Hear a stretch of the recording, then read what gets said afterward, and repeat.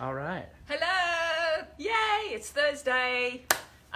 Here we are in San Diego.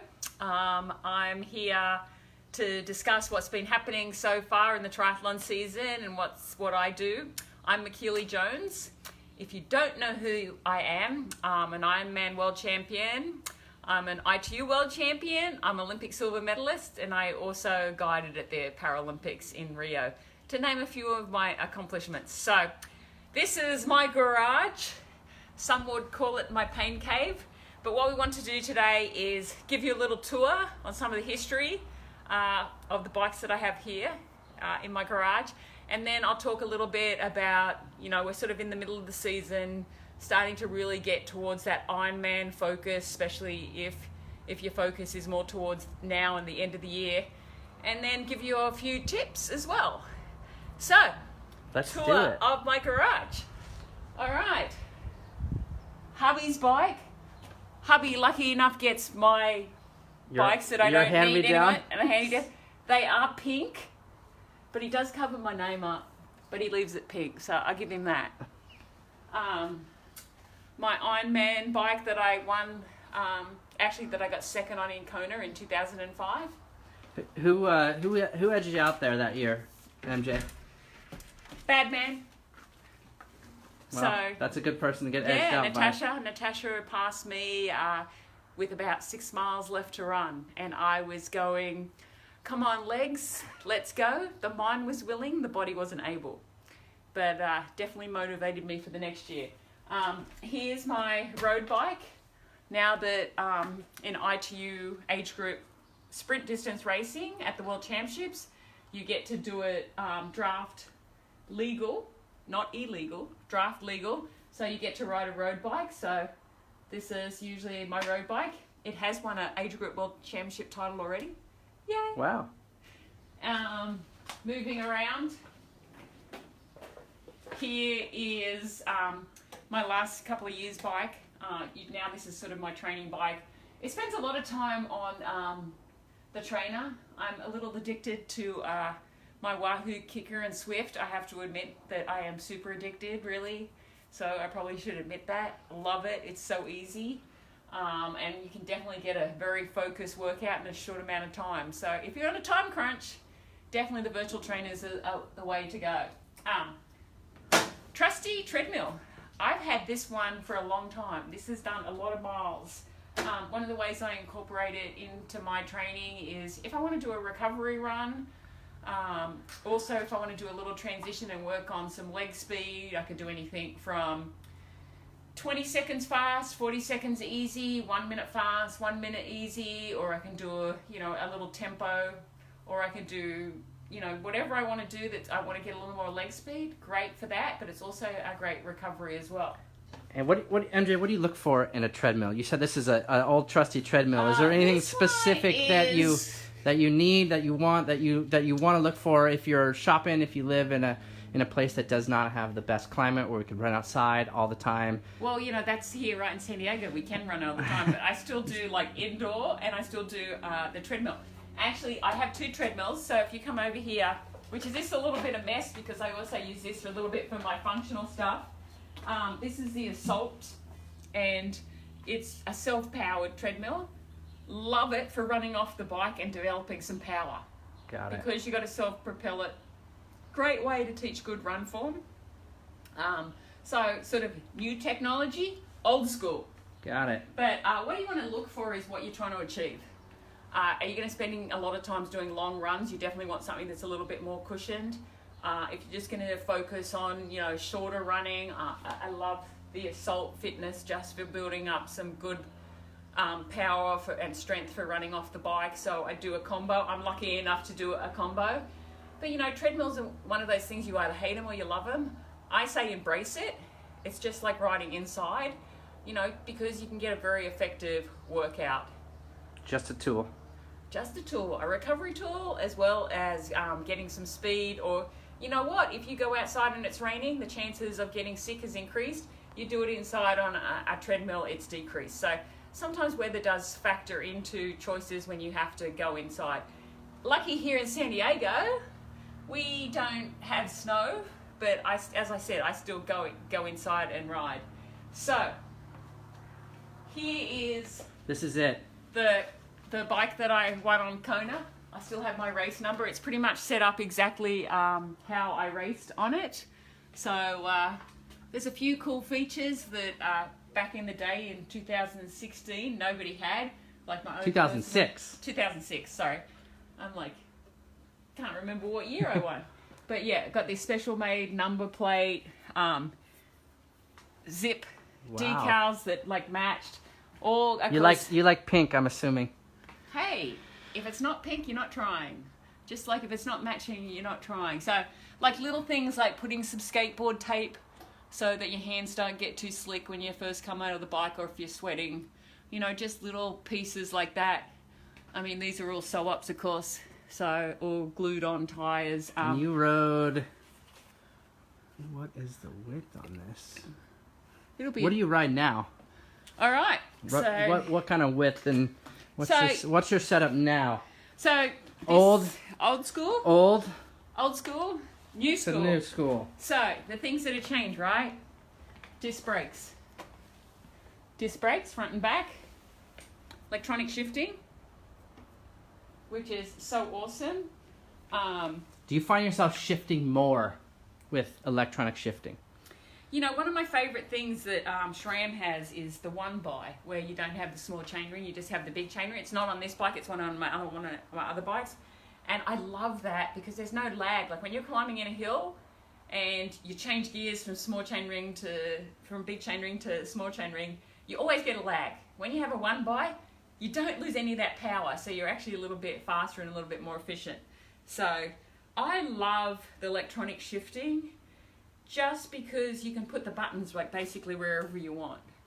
So, you know, I have buttons here, I have buttons up here. I mean, that's where the versatility of having electronic shifting is far superior than old school shifters. You know, the seats have changed a little bit. Now the focus is more on like the split and protecting, you know what? I say crown jewels or your flower, if you know what I mean. Yeah, and wheels, you know, I still ride Zip. These are training wheels, especially made for the disc brakes. Pedals remain the same. Good old speed plays. Still have very similar water bottle cages. They really haven't changed that much. Have my nice unicorn saddlebag. Yes. But, you know, then There's not enough pink on this bike. I think we need to make some stuff. You don't really need a bento box anymore. There's always a built-in bento box. So, yeah. So, when you compare the bikes, it's like the positioning has changed maybe a little bit just because of the way the handlebars are. But very similar if you look at the two bikes. Yeah. So awesome. So that's tour de garage. Tour down memory lane. And yeah. Let me show the viewers who are watching this quote. It's pretty awesome. Yeah, and that's for everybody. And if you know who I got that quote from, you should put it in the messages right now, and the first person to do will send something cool to you from Zoot.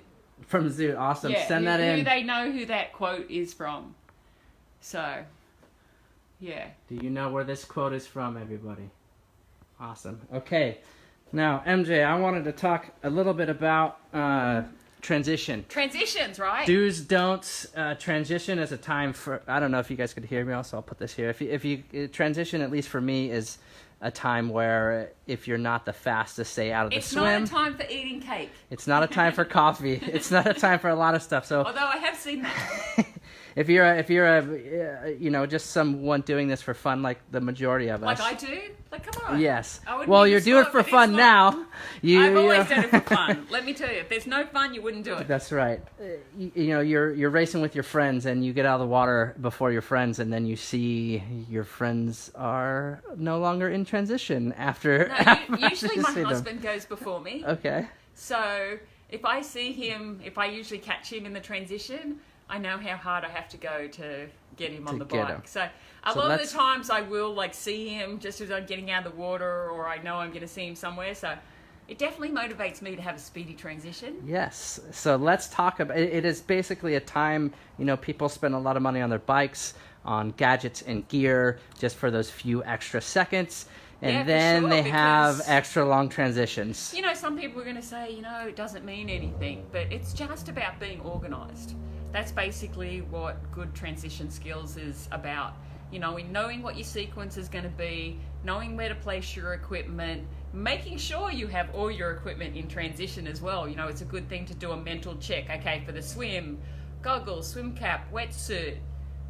And then for the bike, helmet, glasses, bike shoes. For the run, number belt, shoes, gels, whatever you need. So it's a good mental check to make sure that you know what you're doing. And it's a great way to do some different training too. Practicing some transitions for training. It just takes the monotony away of swim, biking and running all the time. Because we often run off the bike, but how many times do we actually implement some sessions where we actually are putting on our equipment and taking it off just to replicate a transition?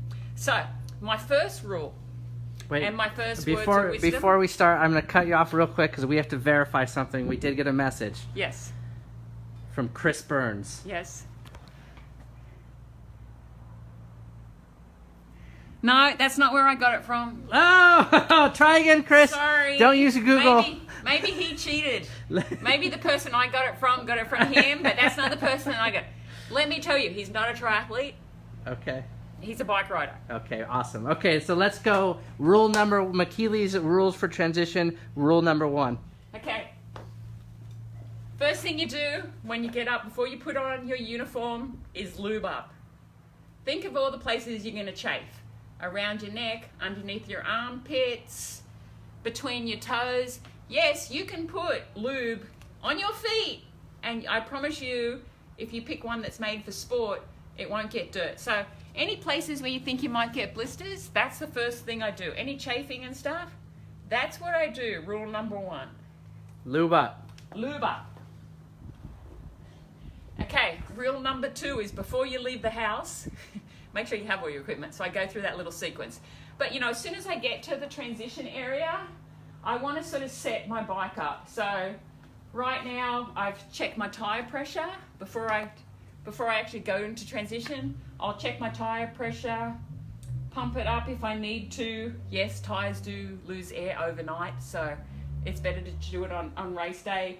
I run through the gears to make sure that everything's in place. Making sure if I've had to take off wheels, I make sure that nothing's rubbing by just rolling the tire around and making sure they're not rubbing on any brakes. So if you are taking your bike out of the car, it's a good time to check it, just to make sure everything's running. I like to do a bike warm-up.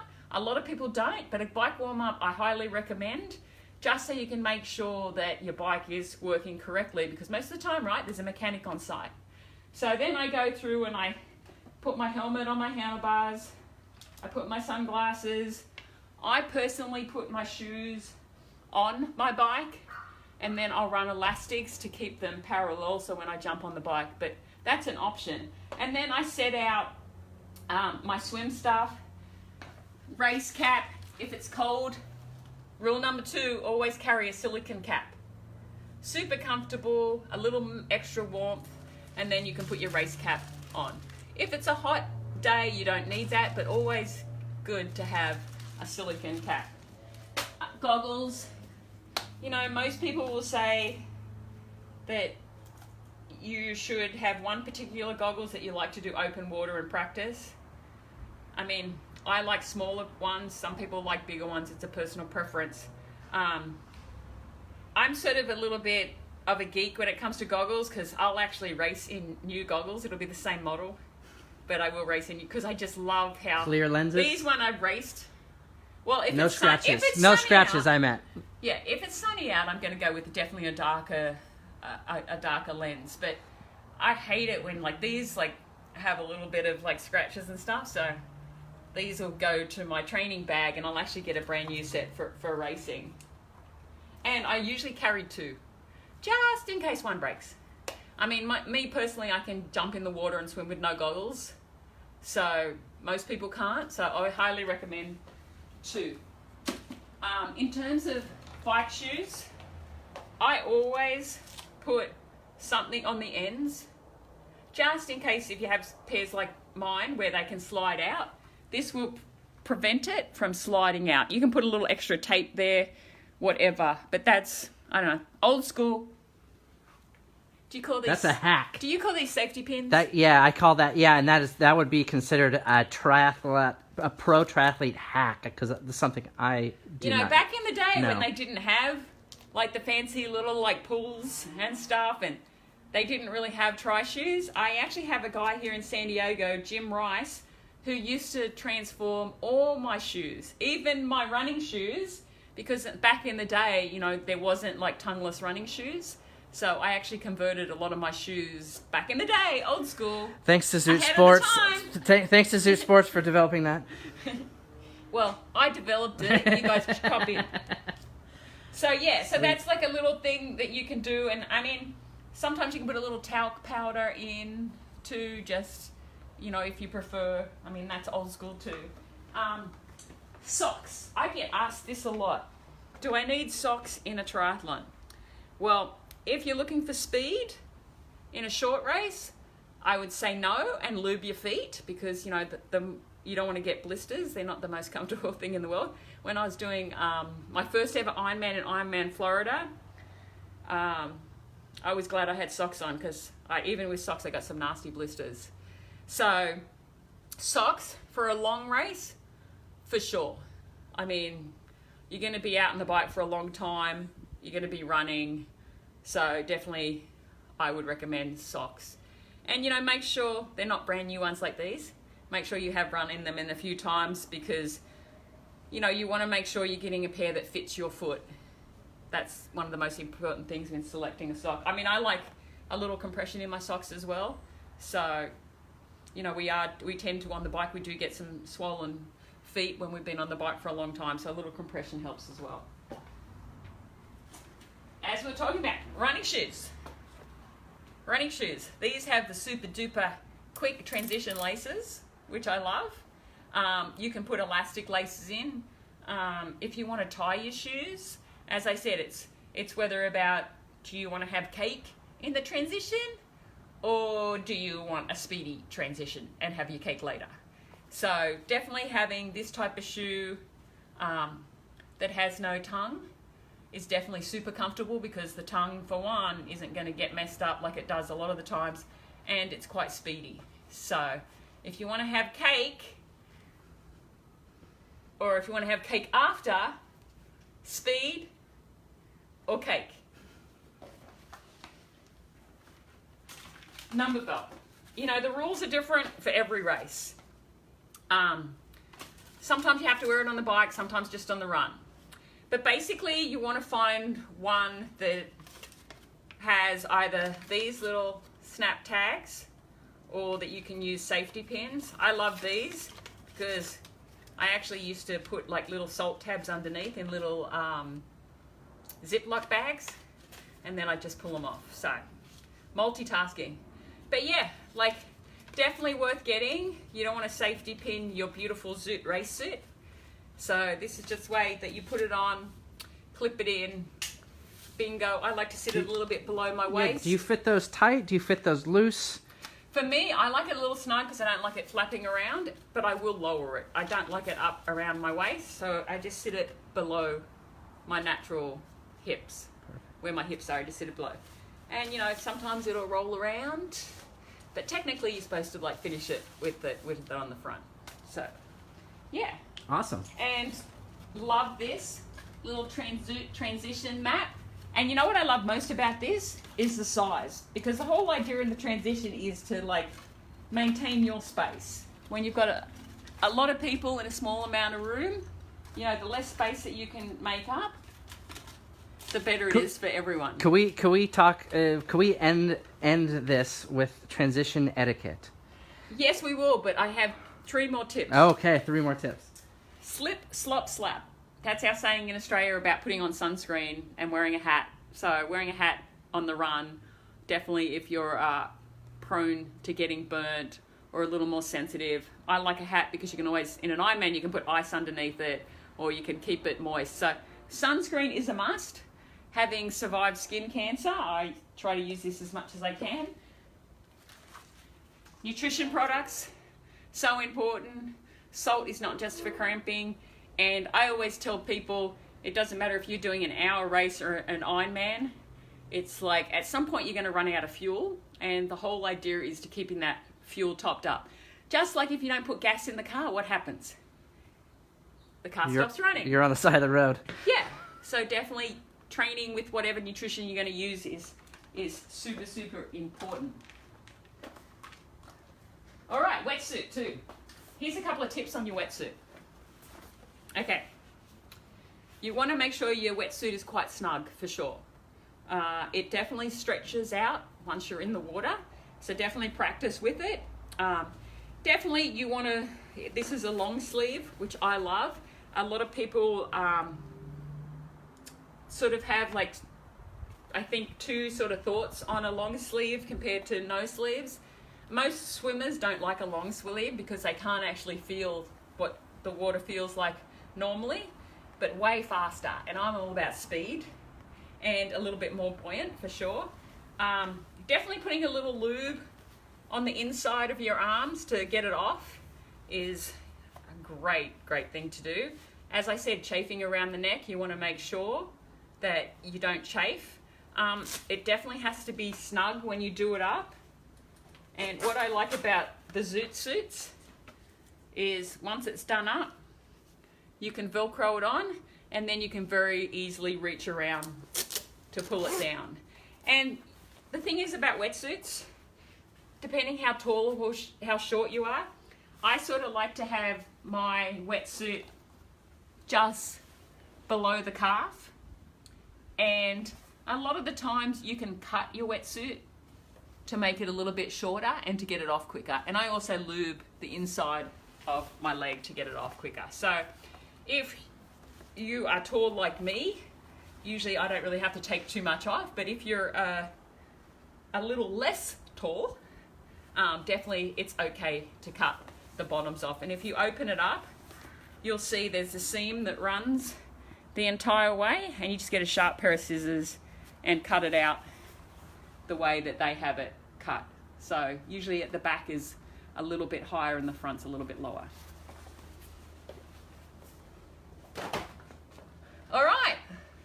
Transition etiquette. Transition I have one etiquette. question for you. Oh my goodness, do you know how many times I like, oh my goodness. But nobody knows unless you tell them, because there's nothing written down that tells you about triathlon etiquette. You roll up to your transition and you're ready to set up just like you have all your stuff, you've checked everything, you've already visited the Porta-John, you're a little nervous, you roll up to you roll to transition, and lo and behold, some guy or girl has taken up about 5 spaces on the rack. Okay, number 1 rule, never touch anyone's stuff. You know, ask an official to move somebody's stuff, but you personally should never ever move anyone's stuff. And yet, like, some people will take up a lot of room, and you know, sometimes the racks are marked by numbers and sometimes they're not. And it's sort of like a little bit first come first served for sure. And it's, I don't know how many times I've gone in and I'm like, did you move my stuff? Oh yeah. And you know, technically it sort of goes, sometimes you have to go seat post in only. Sometimes you can alternate between the seat post and the handlebars. But a lot of times there's no written rule, unless there's a written rule. So a lot of the races don't really have a written rule on whether you can put your seat in first or your handlebars in first. I tend to like to put my seat in first, but sometimes me being tall, I'm a little challenged because the racks are a little bit smaller and it's definitely hard to get it out. And definitely if I'm coming to transition, there's a lot of bikes, I've got to make sure that I can get my bike out. So that's in that situation, I've got to put the handlebars in. And the reason why you would go seat out first is because that way you're heading in the direction straight away. You don't have to turn your bike around. You can just unrack it and pull it straight out. Awesome. So another rule that we didn't really talk about is knowing your dismount and mount points. Super important, just so you know what the flow of the transition is. And it's just about being polite. That's basically it to it. Awesome. So, yeah. So, MJ, Yes. I just wanted to give a little plug. If you guys are not aware, MJ and her husband are excellent coaches. Oh, thank you. They have programs from the beginner to the person who wants to do a 5K to a full distance Ironman, all levels from the 17-hour person to the pro. Yeah. So if and you kids, we run a kids program as well. if you guys are looking for a coach, do you guys do online coaching as well, correct? So you Yes. don't need to be in San Diego. No, you do not. I mean, we definitely run online. We do one-on-one coaching if you live locally. We also sort of offer programs that are relatively inexpensive if you just want a general guide of a program. So you can find us at giddyupmultisport.com, and we also have a Facebook site under that, Giddy Up Multisport, and our personal pages as well. So Awesome. I mean, one of the things that we love about coaching is having people get out there and seeing them achieve things that they didn't think was possible, or a long-term dream that they've been trying to achieve. So, yeah. Awesome. Check us out, giddyupmultisport.com. We appreciate it, MJ. Thank you so much for your time. I hope you guys learned some stuff. Happy Thursday! Get out and sweat a little. Cheers.